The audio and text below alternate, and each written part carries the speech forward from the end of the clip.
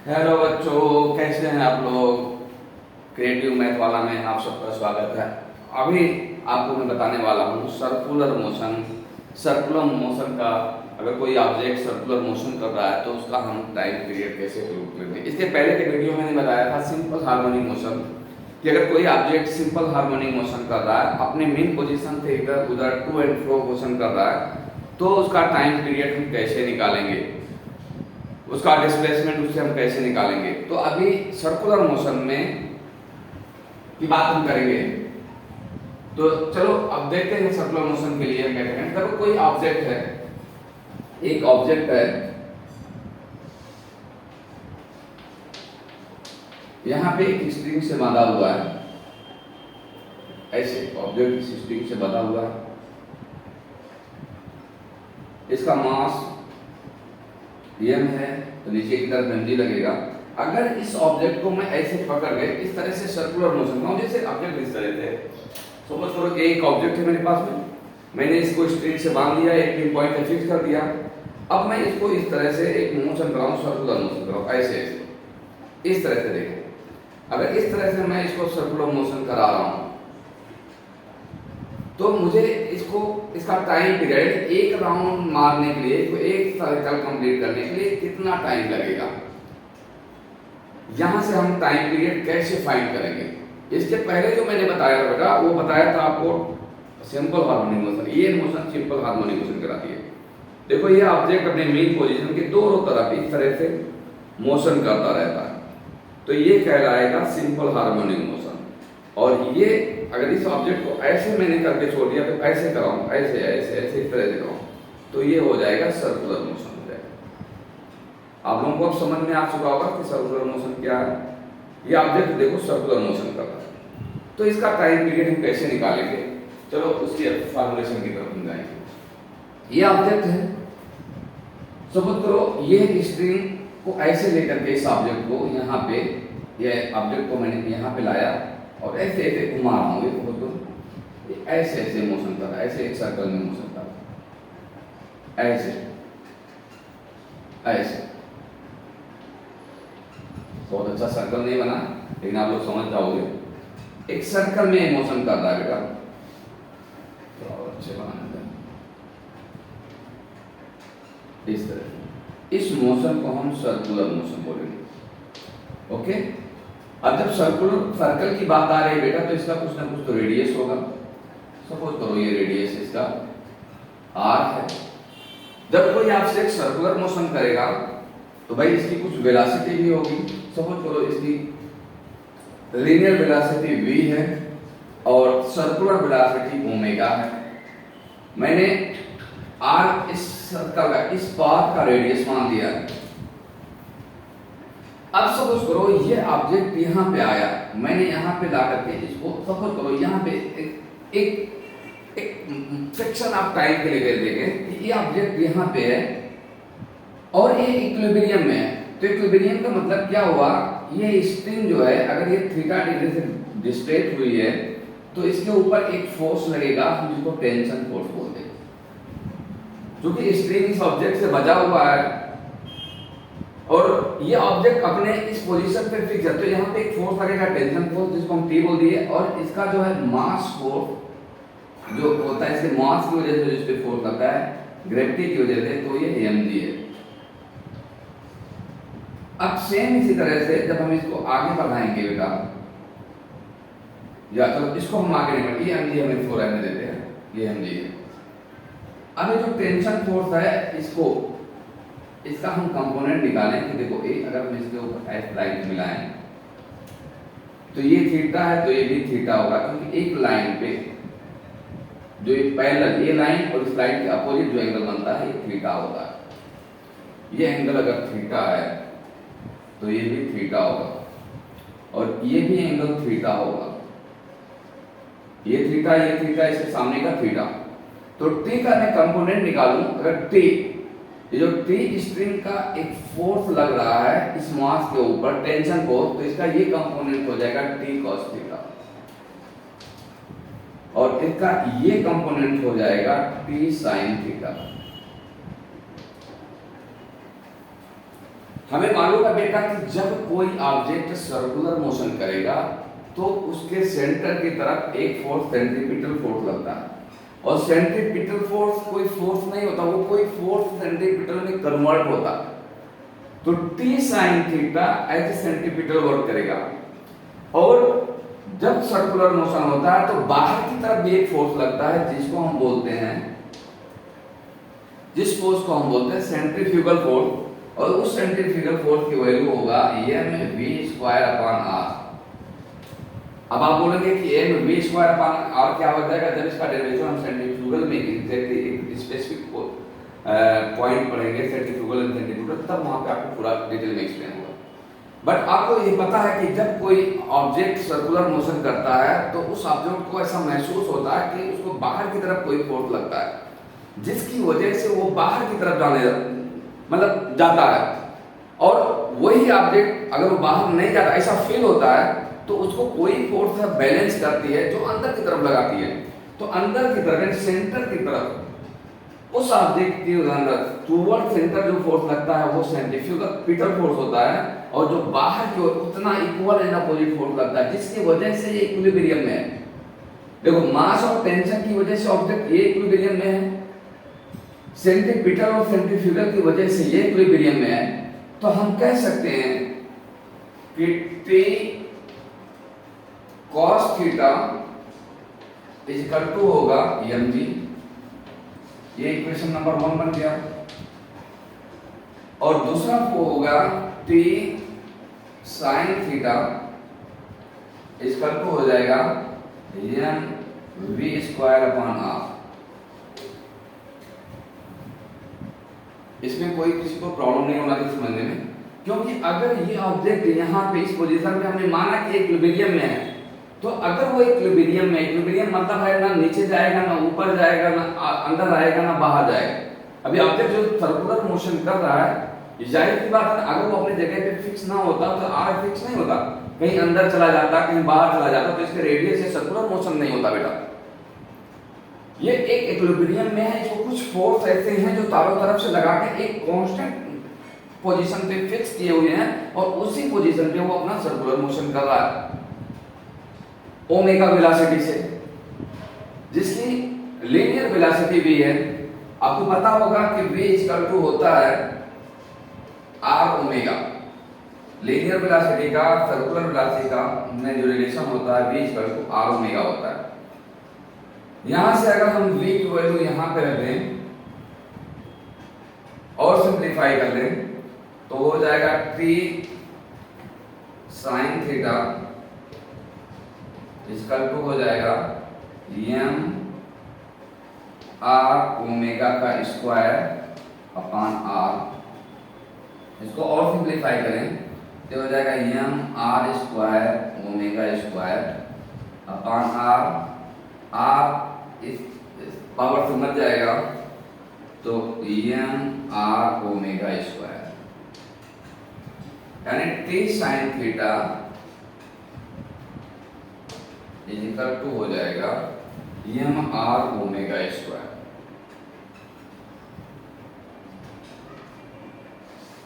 Okay, ये equation number 2 मान लो। Equation number 2 मान लिया। अब आगे देखो क्या करें, इक्वेशन नंबर 2 से इक्वेशन नंबर 1 से इक्वेशन नंबर 2 को डिवाइड करें। Divide from equation number 1 to 2। अब इक्वेशन नंबर 2 को 1 से जब आप डिवाइड करेंगे तो क्या हो जाएगा, T sin theta equal to m r omega square upon T cos theta equal to mg। ऐसे हो जाएगा, मतलब ये इस तरह से डिवाइड होगा।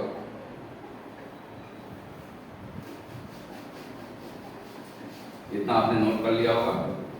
अब देखो टी टी से मर जाएगा, एम से मर जाएगा, तो ये हो जाएगा sine theta upon cos theta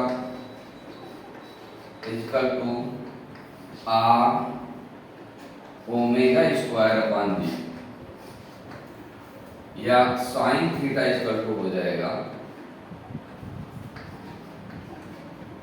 are omega square cos theta upon G. ये वैल्यू मिल गया, इसको मैं मिटाता हूं। Sine theta equal to R omega square cos theta upon G, ये जी है। अब देखिए अब क्या करें, साइन थीटा की वैल्यू हम क्या रख सकते हैं बेटा, साइन थीटा इक्वल टू होगा, यहां से देखें इस ट्रायंगल में, इस ट्रायंगल को अगर हम देखें तो साइन थीटा इक्वल टू क्या होगा भाई, ये लेंथ एल है तो ये भी लेंथ एल होगी, ये आर है, तो साइन थीटा इक्वल टू हो जाएगा, ट्रायंगल का नाम दे दो अगर ए बी और सी। एक ट्रायंगल कैसा होगा, राइट एंगल ट्रायंगल होता है, triangle A B C is a right angle triangle, then sine theta equal to हो जाएगा,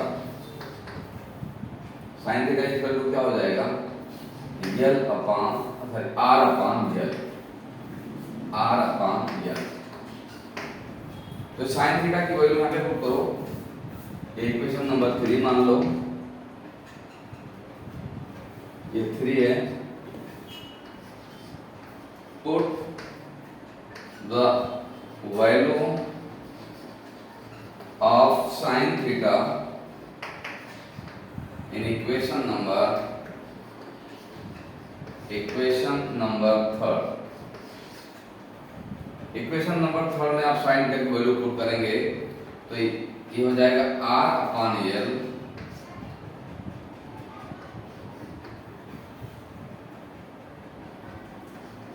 R omega square cos theta upon G. G देखो आर से मर गया, अब देखो जी का एल का मल्टीप्लाई इधर होगा, जी का इधर होगा, तो ये 1 अपॉन एल हो जाएगा, तो ये जी इक्वल टू हो जाएगा L omega square cos theta. Note करते जाएंगे बच्चे, तो G equal to L omega square cos theta, तो ओमेगा स्क्वायर इक्वल टू हो जाएगा, ओमेगा स्क्वायर इक्वल टू हो जाएगा G upon L cos theta. हम लोग करीब आ रहे हैं डेरिवेशन के। अब एल कॉस थीटा हो गया, हमें निकालना है टाइम पीरियड कि इसको एक राउंड कंप्लीट करने में कितना टाइम लगेगा। ठीक है, तो ओमेगा की वैल्यू हमें मालूम होता है कि ओमेगा इक्वल टू होता है 2 पाई एन, और एन फ्रीक्वेंसी होती है, एन इक्वल टू होता है 1 अपॉन टी। तो हम यहाँ पे ओमेगा इक्वल टू लिख सकते हैं 2 पाई अपॉन टी। किसी को कोई डाउट नहीं होना चाहिए। मुझे टाइम पीरियड निकालना है बेटा, इसी वजह से इस वेलोसिटी को मैं टाइम पीरियड में करने की कोशिश कर रहा हूँ। बात समझे, ओमेगा इक्वल टू होता है angular displacement upon time period. 2 पाई एंगुलर डिस्प्लेसमेंट है, 1 अपॉन टी फ्रीक्वेंसी होता है, 1 अपॉन टी मैंने रखा, तो omega equal to 2 upon T हो गया। अब ये वैल्यू हम यहाँ पे अगर पुट करते हैं ओमेगा के जगह पे, तो ये हो जाएगा 2 पाई अपॉन टी का होल स्क्वायर, ओमेगा की जगह पे हमने रखा, ये हो जाएगा G upon L cos theta. कोई डाउट? अगर मैं अब इसका स्क्वायर रूट लूं या इसको मैं इनवर्स करूं, जब मैं इसको इनवर्स करूंगा तो इसको भी इनवर्स करूंगा, क्योंकि टी हमें ऊपर चाहिए, टी की वैल्यू हमें फाइंड करना है। तो जब मैं इसको इनवर्स करूंगा तो ये भी वैल्यू इनवर्स हो जाएगी, और इसके में कोई फर्क नहीं पड़ेगा, दोनों तरफ को मैं इनवर्स कर दे रहा हूं, तो ये हो जाएगा टी अपॉन 2 पाई का whole square is equal to L cos theta upon G. अगर किसी को कुछ समझ में ना आया बेटा तो बोल सकते हैं आपने ऐसा कैसे ले दिया। देखो दोनों तरफ के वैल्यू के जो फ्रैक्चर वैल्यू है मैंने इनको इन्वर्स कर दिया, तो इसके वैल्यू में कोई फर्क नहीं पड़ेगा बेटा। इन दोनों के वैल्यू में इस फैक्टर के और इस यानी इस फ्रैक्शन के वैल्यू में कोई फर्क नहीं पड़ेगा। मैंने दोनों तरफ को इन्वर्स कर दिया है।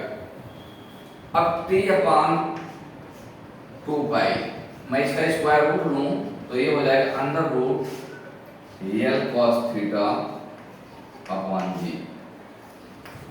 ओके, मैं इसको मिटाता हूं। अब हम आगे लिखेंगे कि अगर t की वैल्यू फाइनल करनी है तो t इक्वल टू ये 2 पाई डिनोमिनेटर में उधर जाएगा, डिनोमिनेटर में हो जाएगा 2 pi under root L cos theta upon G. ये पूरे पे रूट है। ये आपका टाइम पीरियड्स हो गया सर्कुलर मोशन में का।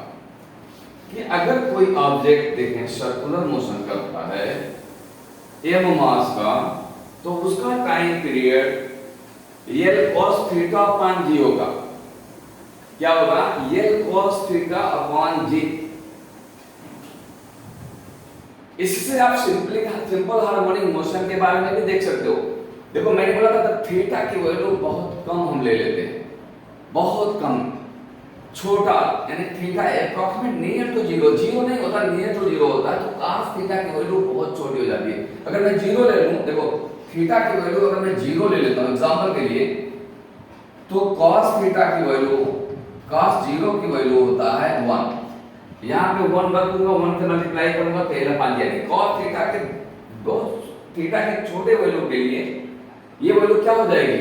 ये ऑब्जेक्ट जो है ये सिंपल हार्मोनिक मोशन करने लगा, यानी बहुत नजदीक हो जाएगा थीटा, तो ये सर्कुलर मोशन ना करेगा, क्या करेगा? सिंपल हार्मोनिक मोशन करेगा। जो सिंपल हार्मोनिक मोशन के टाइम पीरियड का t equal to 2 pi L upon G मैंने फार्मूला दिया था। थीटा की वैल्यू जितनी बड़ी होगी उतना ही जो है, बड़ी होने का मतलब एक लिमिट तक बड़ी होना, जितना बड़ा होगा उतना ही जो इसकी वैल्यू क्या होता जाती है? कम होती जाती है। ठीक है, तो इससे क्या पता चल रहा है कि जो सर्कुलर मोशन, कोई ऑब्जेक्ट अगर सर्कुलर मोशन कर रहा है तो उसका जो टाइम पीरियड होता है वो किस किस के ऊपर डिपेंड करता है? एक तो लेंथ ऑफ द स्ट्रिंग, देखो टेंशन के ऊपर डिपेंड नहीं करता है, मास के ऊपर डिपेंड नहीं करता है, ये डिपेंड करता है लेंथ ऑफ द स्ट्रिंग, कितने इस फिक्स पॉइंट से कितने डिस्टेंस पे ये बंधा हुआ है, इसकी लेंथ क्या है, और ये जो एंगल दिया है कितने एंगल डिस्प्लेस करके वो सर्कुलर मोशन कर रहा है, यानी अपने मेन पोजीशन से कितना, मतलब कितने रेडियस पे वो सर्कुलर मोशन कर रहा है, उसका सर्कुलर मोशन का पाथ कितना है, उसके ऊपर भी नहीं डिपेंड करता है, ये लेंथ के ऊपर डिपेंड करता है, यानी और थीटा के ऊपर। थीटा जितना बड़ा होगा उतना ही इसकी टाइम पीरियड क्या होगा? टाइम पीरियड क्या होगा? ज्यादा लगेगा, क्योंकि cos थीटा की वैल्यू कम होती जाएगी तो टाइम पीरियड क्या हो जाएगा? बढ़ जाएगा। रेडियस अगर बढ़ जाएगी तो ये पाथ बढ़ जाएगा, सर्कमफ्रेंस बढ़ जाएगा, और सर्कमफ्रेंस बढ़ जाने की वजह से इसकी वैल्यू क्या हो जाएगी? इसकी वैल्यू क्या हो जाएगी बेटा? कम हो जाएगी, और जब कम होगी ये पूरा का पूरा तो इसका वैल्यू और कम होगा, तो इसका टाइम पीरियड क्या हो जाएगा? कम हो जाएगा।